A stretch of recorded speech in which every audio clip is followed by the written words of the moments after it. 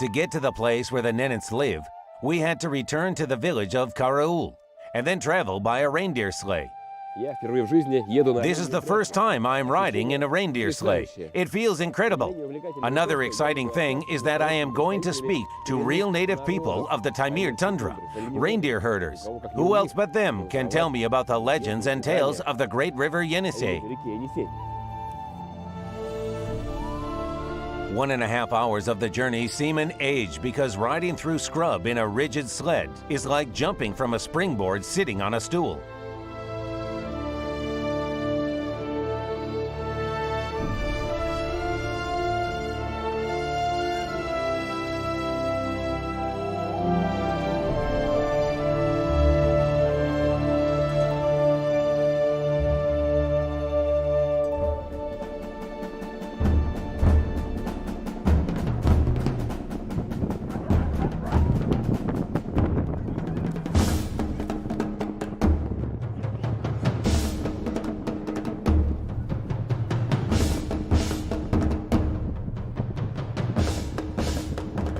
I have just arrived at a nomad camp, and it looks like I am witnessing a very interesting ritual. I hope I will be told what is going on. Can you explain? What's there in that mug? Is it blood? Blood, yeah. Of a reindeer? A deer. I have just seen with my own eyes the Yaptun family sacrificing one of their reindeer. Its blood was offered to the home idol so that it protects the kin.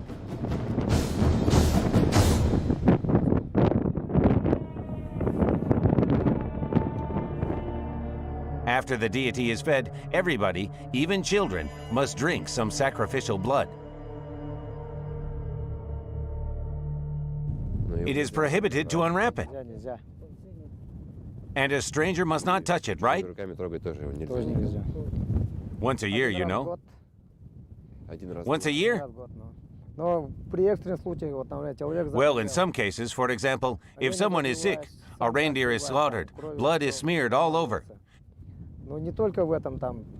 But not only this, for example, fishing or hunting wild reindeer. It always helps in all things.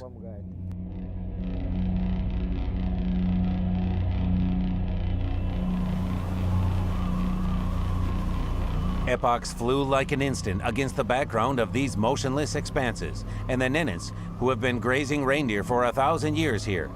40 people live in this camp. 3 kin families, the Yaptun, the Voyenga, and the Yari. Cell phones and snowmobiles are the only tools provided by modern civilization. Like everyone else, Yuri Yaptun could move to the city. But for those born in the tundra, nomad life is a calling. When I spend 3 days in town or a village, I want to go back to the tundra, and I can do nothing about it. Thousands of families and 500,000 of reindeer are now nomadizing throughout the vast expanses from the Kola Peninsula to Taymyr. This long-standing lifestyle could not be changed even at the beginning of the 20th century, when the free Nenets people were driven to collective farms and shamans were prosecuted like criminals. What happened to them during the revolution? They were all imprisoned, taken to Krasnoyarsk. They froze to death there.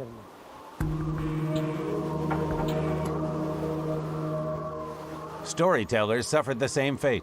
I was told that the only person I could ask about the Taymyr dragon was Raisa Mikhailovna Yaptun, the oldest Nenets woman in this camp.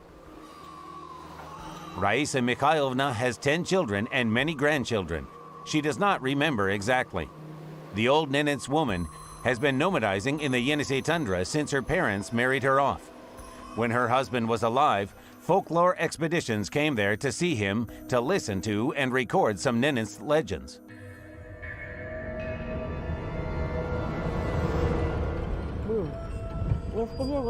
I had a husband, Alexei Holhovich Yaptune.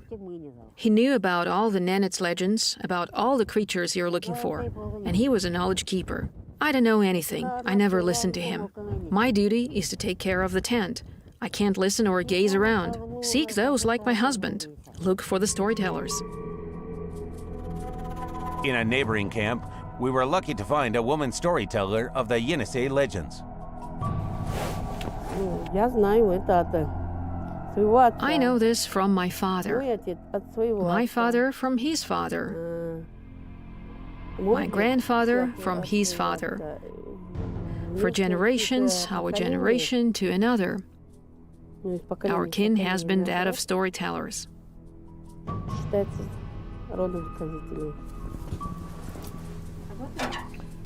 All neighbors, from small children to 100-year-old men and women, used to gather in her grandfather's tent. In silence, to the sound of the fire in the hearth, people listened to ancient legends. Apart from giants, there are also creatures named Shifertia in the Nenets mythology. According to a legend, they lived here before the Nenets, the Anets, and all those other ethnic groups came.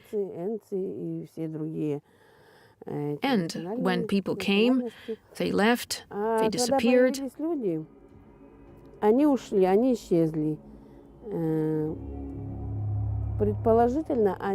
They're supposed to be living in the hills, in their caves. When I was a child, my grandmother wouldn't let me wander away and look at those hills. She said, she'd tell us, you'll be kidnapped. And here it is at last, the ancient legend of the Lord of Yenisei, the taymyr dragon. It really exists and is still remembered.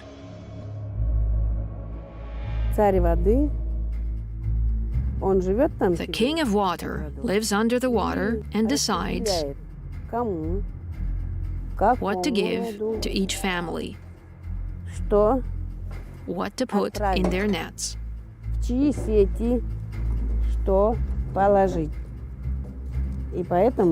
So children